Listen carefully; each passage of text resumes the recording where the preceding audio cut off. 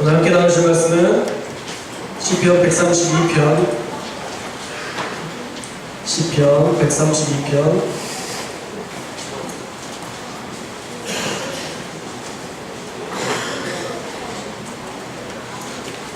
1절에서 5절까지만 보도록 하겠습니다. 시편 132편 1절에서 5절까지 말씀.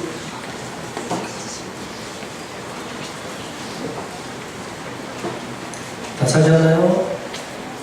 네, 시편 132편 1절에서 5절까지 말씀 우리 한 절씩 읽어보겠습니다. 여호와여 다윗을 위하여 그의 모든 겸손을 기억하소서.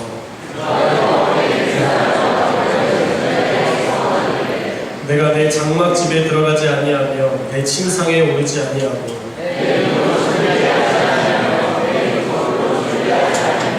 다 같이 읽겠습니다. 여호와의 채소 곧 야곱의 전능자의 성막을 발견하기까지 하리라 내어나이다. 네. 할렐루야. 한 주간 승리하셨나요? 어려운 일 없으셨나요? 예. 세상에 살면서 어려움이 없는 게 축복은 아닙니다. 어려움도 축복이 될 수 있어요. 그래서 여러분 삶에 있는 많은 문제들이 있을 때 이런 많은 문제들 속에서 좀 하나님을 의지하면서 여러분들이 넉넉히 이길 수 있었으면 좋겠고요. 또 여러분들이 삶 속에서 정말 큰 어려움들이 있었고 괴로움들이 있었다면 오늘 예배를 통해서 회복될 수 있기를 주님의 이름으로 축복합니다. 오늘 시편 132편은 시편 120편부터 134편까지는 전부 다 성전에 올라가는 노래라고 여러분들 성경에 보면 그렇게 기록되어 있습니다. 성전에 올라가는 노래. 성전에 올라가면서 순례자들, 하나님을 예배하고 싶어 왔던 그 사람들이 하나님을 찬양하는 그런 찬양 시였습니다. 특별히 132편은 세 부분으로 나뉘는데 1절에서 5절까지는 하나님의 성전에 대한 다윗의 열심, 하나님의 성전을 얼마나 사모했는지에 대한, 얼마나 사랑했는지에 대한 다윗의 열심이 나오고요. 6절부터 9절은 솔로몬의 성전 건축에 대한 내용이 나오고 10절부터 18절까지는 다윗의 집에 대한 다윗 언약에 대한 약속을 기록하고 있습니다. 특별히 오늘은 1절에서 5절만 살펴보고 마치도록 하겠습니다. 할렐루야. 여러분에게 갑자기 생긴 그런 기대가, 그 기대가 여러분들에게 늘 있어야 됩니다. 할렐루야. 오늘 예배 가운데 정말 다윗이 얼마나 하나님을 사모했고 얼마나 예배를 기대하며 나아가는지 발견할 수 있었으면 좋겠어요. 자, 1절부터 한번 살펴볼까요? 1절 말씀을 함께 읽겠습니다. 132편 1절 말씀 시작. 여호와여 다윗을 위하여 그의 모든 겸손을 기억하소서. 네. 여호와여 다윗을 위하여 그의 모든 겸손을 기억하소서. 얘기합니다. 근데 성경은요, 이 구약 개역 개정에서는 겸손이라는 말로 그의 모든 겸손, 다윗의 그의 모든 겸손이라고 쓰여져 있는데 개역 한글, 그전 버전이었던 개역 한글에서는 그의 모든 근심이라고 쓰여져 있어요. 또 새 번역에서는 그가 겪은 모든 역경이라고 기록되어 있습니다. 어디는 겸손이고 어디는 고난이고 어디는 역경이라고 쓰여 있어요. 그래서 가장 정확한 건 히브리어다라는 생각이 들어서 히브리어를 찾아봤더니 히브리어로 이렇게 읽습니다. 아나. 알아볼까요? 아나. 어때요? 벌써 느낌이 오죠? 한글에서 아나는 뭐예요? 아나. 뭔가 고난, 역경 느껴지시죠? 여러분들이 이렇게 외우시면 좋을 것 같아요. 이 아나라는 히브리어의 뜻은 괴롭히다, 압제하다, 낮추다, 괴롭다, 낙심하다, 겸손하다 라는 뜻이 있어요. 히브리어의 아나라는 말은 괴롭히다, 압제하다, 낮추다, 낙심하다, 겸손하다 라는 뜻이 있습니다. 그래서 이 모든 번역이 틀린 게 아니에요. 근심과 역경, 이것을 통해서 우리가 겸손을 배우기도 하기 때문에 이 히브리인들은 같은 의미로 이 아나라는 단어를 썼다는 거예요. 이런 고난과 역경, 괴로움과 낙심의 순간을 통해서 다윗은 겸손을 배웠습니다. 우리가 처음 시작하면서도 제가 여러분들에게 이야기했던 것처럼 우리가 어려운 순간, 괴로운 순간을 경험할 수 있어요. 삶의 문제를 만날 수 있습니다. 그런데 그 삶의 문제를 만났을 때에 우리가 그것을 어떻게 대처하는가, 그것은 우리의 몫이라는 거예요. 어려움을 겪었는데 그 어려움을 짜증으로 반응하는 사람이 있습니다. 그렇죠? 또 어떤 사람들은 어려움을 겪었을 때에 그걸 기도로 대처하는 사람이 있어요. 어떤 사람이 하나님의 방법으로 그 일들을 이룰 수 있을까요? 뻔하죠. 당연하죠. 기도하는 사람이 그 문제를, 그 역경을, 독일 것 같은 그 역경을 이로움, 약으로 바꿀 수 있다는 거예요. 여러분들 잘 생각해 보세요. 여러분의 삶 속에 정말 이상한 사람들 한 명쯤은 있었죠. 야, 이 인간. 고개를 절레절레 흔들게 하는 그 인간 한 명씩 있죠. 그 인간이요, 여러분들 너무 힘들게 했지만 잘 생각해 보면 그 인간 때문에 여러분들이 성숙해졌어요. 만약 성격이 배렸다면 여러분 기도하지 않고 감정적으로 대처했어요. 살다 보면 그런 사람들 꼭 만나게 돼요. 저는 진짜 목회를 하면서 다양한 사람들을 경험하기 때문에 그런 사람들에 대해서 정말 많이 만나요. 근데 그 만난 사람들을 통해서 그것들을 그냥 상처로만 받으면 나에게 이득이 아무것도 없어요. 아파요. 그냥 아픔만 남아요. 가슴 아프고 끝나요. 그리고 나중에 그 사람을 봐도 그냥 가슴이 뛰어요. 그 슬펐던 그 감정, 아팠던 그 감정만 남아요. 그건 아무것도 아닌 거예요. 우리의 삶 속에 그런 역경과 고난을 주었던 사람들이 우리에게 늘 있을 텐데 그 늘 우리를 힘들게 하던 그 사람을 통해서 우리가 배워야 될 것은 그 사람을 복수하고자 하는, 저주하고자 하는 그런 마음이 아니라 어떻게 하면 내가 이 마음을 이겨낼 수 있을까?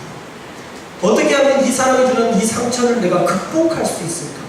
이걸 여러분들이 기도하고 연구하면서 하나님께서 주신 마음으로 그것들을 뛰어넘어 봐야 된다는 것입니다. 우리에게 주신 모든 것들은 여러분들에게 부족하기 때문에 그런 것들을 주신 거예요. 그런 사람들을 통해서 여러분들의 부족함을 발견할 수 있습니다. LA 고난당하는 것에 대해서도 그건 우리가 꼭 한 번은 경험해야 될 신앙의 성장 과정 중에 있는 것들이에요. 욥도 그렇잖아요. 욥도 LA 고난 받았잖아요. 그렇게 욥이 막 대동을 잘못한 게 없음에도 불구하고 그가 신앙이 좋았다는 것으로 어쩌면 그 신앙 좋은 것 때문에 더 큰 훈련을 받잖아요. 우리에게 있어도 그런 훈련들은 늘 필요하다는 거예요. 바라기는 여러분들 모두가 겪고 있는 역경과 고난이 그냥 상처나 괴로움으로만 끝나지 말고 기도함으로, 말씀으로, 예배함으로 회복되며 변화될 수 있기를 주님의 이름으로 축복합니다. 그러한 삶을, 그러한 해답을 찾는 것이 바로 그리스도인의 삶이에요. 다윗 역시도 그런 과시가 있었어요. 다윗에게 가시는 누구였을까요? 사울. 가시 정도가 아니죠. 다윗에게 창을 던졌잖아요. 같이 있는데 나는 꼴보기 싫어 그러면서 창을 던졌잖아요. 죽이고 싶어서. 그런데 어떻게 다윗이 다 두 번이나 펴잖아요. 어쩌면 다윗이 날렵하고 하여튼 훌륭했던 사람인 것 같아요. 왕이 던졌는데 나도 죽을 수 없으니까 어떻든 피했는데 그게 더 약이 올랐겠죠. 사울에게. 어떻든 그런 독이 되었던 그 사람을 다윗은 복수하지 않아요. 그 사람을 향해서 죽이고 싶은 마음이 들 수도 있었겠지만 표현도 하지 않아요. 오히려 표현은 이렇게 합니다. 내가 어떻게 기름 부음 받은 왕에게 내가 해를 끼칠 수 있겠는가? 난 그럴 수 없다. 여러분 그런 마음을 가지고 우리가 살아야 돼요. 그래서 그것들을 넉넉히 이겨야 돼요. 다윗도요 그런 어려움과 고난과 역경과 그런 많은 사람들을 겪었지만 다윗은 그 역경 속에서 하나님을 만나고 그는 겸손해질 수 있었습니다. 만약 다윗에게 역경이 없었다면 다윗은 다윗이 되지 못했을 거예요. 다윗은 이렇게 성경에 매번 등장하는 인물이 될 수 없었을 거예요. 다윗이 만만이고 천천히가 그 왕을 찾아가는, 다윗이 그 블레셋 군대를 죽였을 때 다윗은 만만이고 다윗이 죽인 자는 10,000명이고 사울이 죽인 자는 1,000명이다. 그런 다른 사람들의 막 축복과 칭찬을 들었을 때에 그는 그 교만함으로 의기양양해서 어떻게 되었을지, 역경과 고난이 없었으면 그는 이렇게 기록된 놀라운 믿음의 사람이 될 수 없었을 거예요. 이런 역경을 통과한 이후에 다윗이 될 수 있었어요. 할렐루야. 여러분의 역경이 있다면 감사하십시오. 그것을 통해서 여러분들은 겸손을 배울 수 있습니다. 그것을 통해서 하나님이 쓰실 만한 겸손한 자로 훈련받을 승복하고 승리하여서 다윗처럼 고백하는 그 한 사람 되시기를 축복합니다. 고난과 역경을 통해서 그 겸손을 배웠던 다윗은 2절에서 5절까지의 말씀을 통해서 하나님께 자신의 겸손함을 가지고 하나님 앞에 이런 고백을 올려드립니다. 우리 2절부터 5절까지 말씀 함께 읽겠습니다. 2절부터 5절까지 시작. 그가 여호와께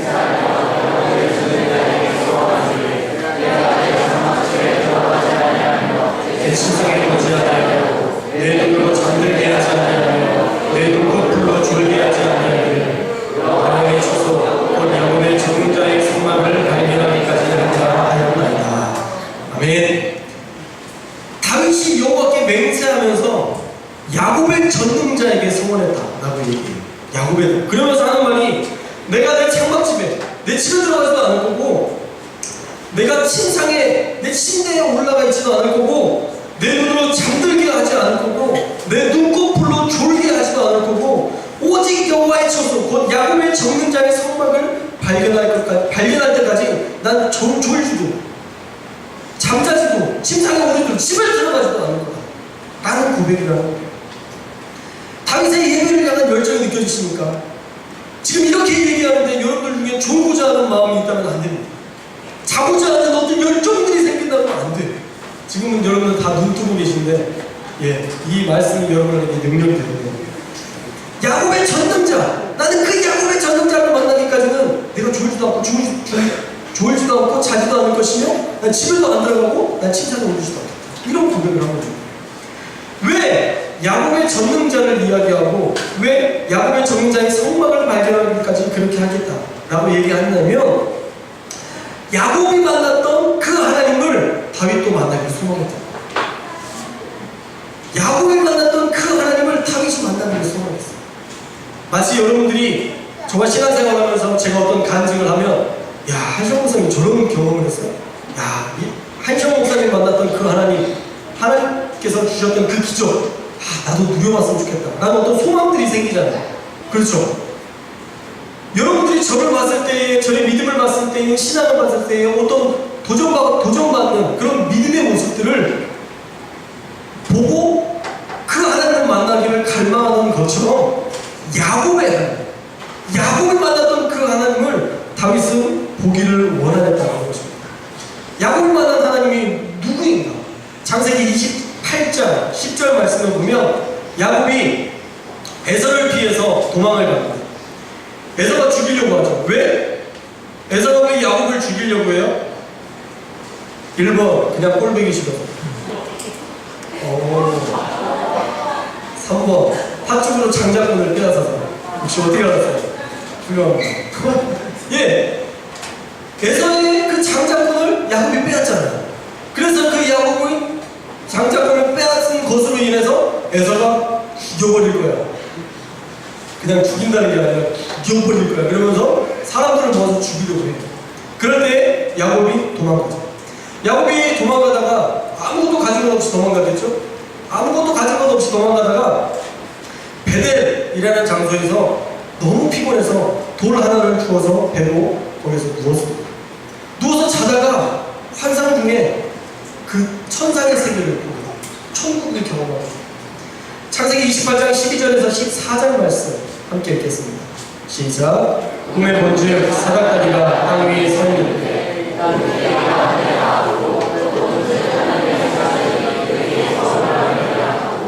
또 본즉 여호와께서 그 위에 서서 이르시되 나는 여호와니 너의 주 아브라함의 하나님이요 이삭의 하나님이라. 내가 누워있는 땅을 내가 너와 내 자손에게 주리니 내 자손이 땅의 티끌같이 되어 내가 서쪽과 동쪽과 북쪽과 남쪽으로 퍼져나갈지며 땅의 모든 족속이 너와 내 자손으로 말미암아 복을 받으리라.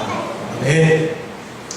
그 돌을 메고 이렇게 자고 있는데 그때에 꿈에서 사닥다리가 하늘에서부터 이 밑에까지 사닥다리가 막 만들어지고 그러면서 그 하늘 사다리 하늘로부터 내려온 그 사다리를 통해서 하나님의 사자들이 그 위에 오르락내리락 내리락하고 있고 그때에 여호와께서 나타나셔서 나는 너의 아브라함의 하나님 이삭의 하나님이다. 네가 누워있는 땅을 내 자손으로 줄 것이다. 그리고 네 자손이 땅에 티끌같이 된다. 여기서 말하는 티끌같이 된다는 건 먼지처럼 안 보일 거다 이게 아니라 먼지처럼 많아질 거라고. 먼지 입자처럼 많아질 거라고. 그런 축복을 주시면서 네가 서쪽과 동쪽과 북쪽과 남쪽으로 퍼져나간다.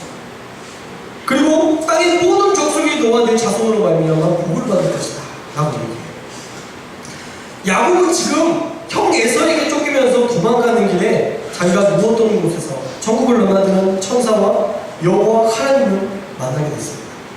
그런데 자세히 살펴보면요, 야곱의 상태가 그들을 인정할 수 있을 만한 상태가 아니에요. 야곱이 어떻게 왔다고 했죠? 쫓겨왔다고 했죠. 에서를 피해왔다고 했죠. 그가 가진 게 뭐가 있었죠? 아무것도 없어요. 나이가 있고 명예가 있고 권세가 있고 뭐 가진 게 있었던 게 아니라 아무것도 없는 상태에서, 소망이 없는 상태에서 그곳에 누웠었는데 하나님께서 그에게 이런 축복을 하셨다는 거예요. 야곱이 한 것은 아무것도 없습니다. 단 하나, 이삭의 축복을 믿은 거예요. 이삭이 야곱을 축복했던 그 축복을 믿고 또 다른 땅, 이방 땅에 나아가면서 하나님께서 나를 반드시 축복하실 거예요. 그 장자의 축복, 그 장자의 축복만을 기대하고 나아갔다는 것입니다.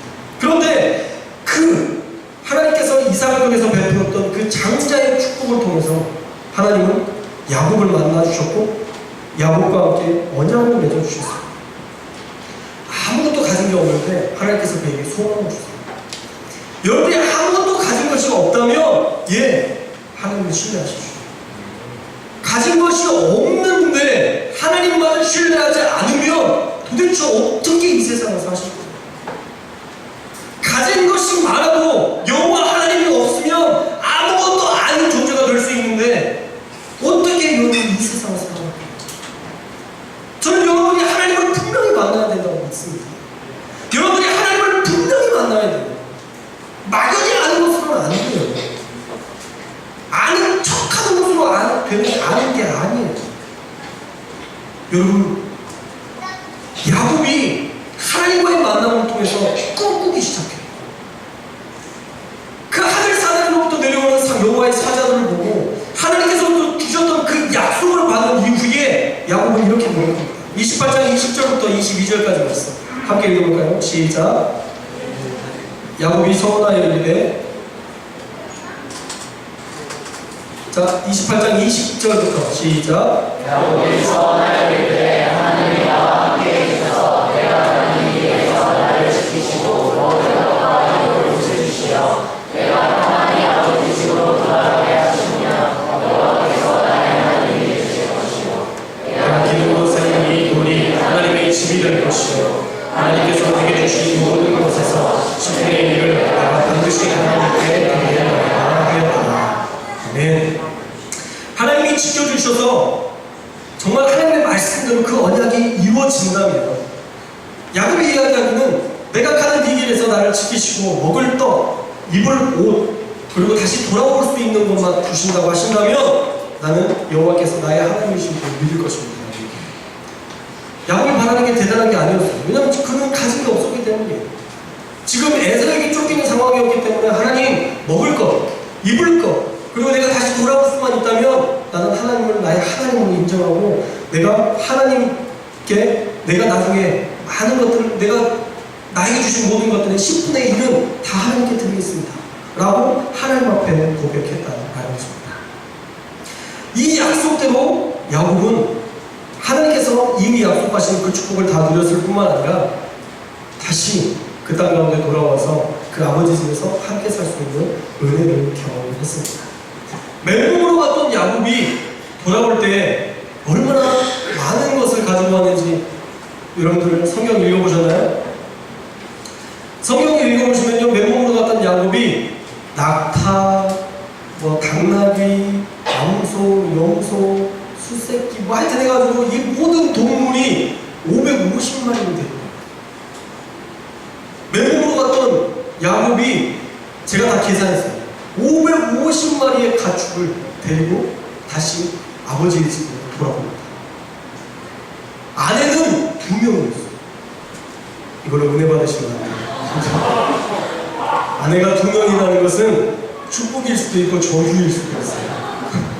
어떻든 많은 자손들과 함께 다시 하나님의 축복을 받고 하나님께서 보내셨던 그 땅으로 돌아왔습니다. 왜 야곱이 이런 축복을 누릴 수 있었을까? 무엇으로 이런 축복을 경험할 수 있었을까? 야곱이 간절히 사모하는 것은 아니었지만 그가 막연할 때 아무것도 가진 것이 없었을 때에 야곱은 하나님을 바랐던 믿음이 있었던 것 같습니다. 도저히 어떻게 할 수 없는 그 고난과 역경의 시간을 통해서 하나님을 간절히 바랐던 그 간절한 모습이 있었던 것 같아요. 장자의 축복권을 그렇게 사모하고 쟁취하려고 했던 그 마음처럼 하나님께서 나에게 함께 하시고 하나님을 만나기를 소망했던 그 갈망이 있었던 것 같아요. 그래서 야곱은 하나님을 경험했습니다. 하나님을 진짜 하나님을 만났어요. 이삭의 하나님이 아니라 아브라함의 하나님이 아니라 야곱의 하나님을 만나게 됩니다. 야곱의 하나님을 만나니까 인생이 변화됐어요. 550만의 동물이 있는 그 축복이 아니라 하나님과 함께 할 수 있는, 하나님과 동행할 수 있는 그 친밀함의 은혜를 경험했다는 거예요. 야곱이 경험한 그 친밀함이 그의 인생을 바꾸게 되는 엄청난 기회였다라는 것입니다. 그래서 야곱의 그 축복을 다윗은 알았기 때문에 다윗은 야곱의 축복을 부러워했다. 야곱이 만났던 그 천상의 세계를 부러워했던 겁니다. 그래서 다윗은 야곱의 하나님을 요청합니다. 하나님, 나에게도 그 야곱의 하나님을 보여주옵소서. 하나님, 나도 그 야곱의 하나님을 경험케 하여 주옵소서. 하나님 앞에 그렇게 요청하였다는 거예요. 그 천상의 세계를 보기를 원하고 야곱처럼 나도 주님의 음성을 듣기를 원한다는 다윗의 그 고백이, 그 간절함이 이 한 구절에 묻어나는 것입니다. 그가 여호와께 맹세하여 야곱의 전능자에게 서원하기를, 여호와의 초소 곧 야곱의 전능자의 성막을 발견하기까지 내가 자식을 조르고 주고 싶지 않을 것이다 라고 이야기하는 고백이 있었다는 겁니다. 사랑하는 여러분, 우리에게도 그런 예배를 기대하는 믿음이 있기를 축복합니다.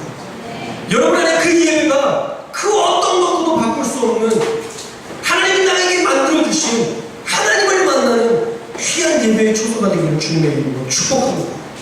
예배를 향한 그런 간절함이 있어야 돼요. 우리가 예배에 대한 간절함 없이 이 세상을 살아서는 안 됩니다. 우리 가운데 그 예배에 대한 간절함, 사모함이 있어야 돼요. 하나님, 나도 보기를 원합니다. 야곱처럼 하나님을 만나기를 원하고 다윗처럼 성전을 사모했던 그 사모함이 나에게 있기를 소망합니다. 우리 역시도 그 마음을 가지고 하루하루 살아가고 예배를 사모해야 된다는 것입니다. 3절에서 5절 말씀, 잠을 자지도 졸지도 않겠다는 이 고백을 다시 한번 읽으면서 자지 말고 졸지 않기를 축복합니다. 3절부터 5절까지 한번 읽겠습니다. 시작. 내가 내 장막집에 들어가지 않으면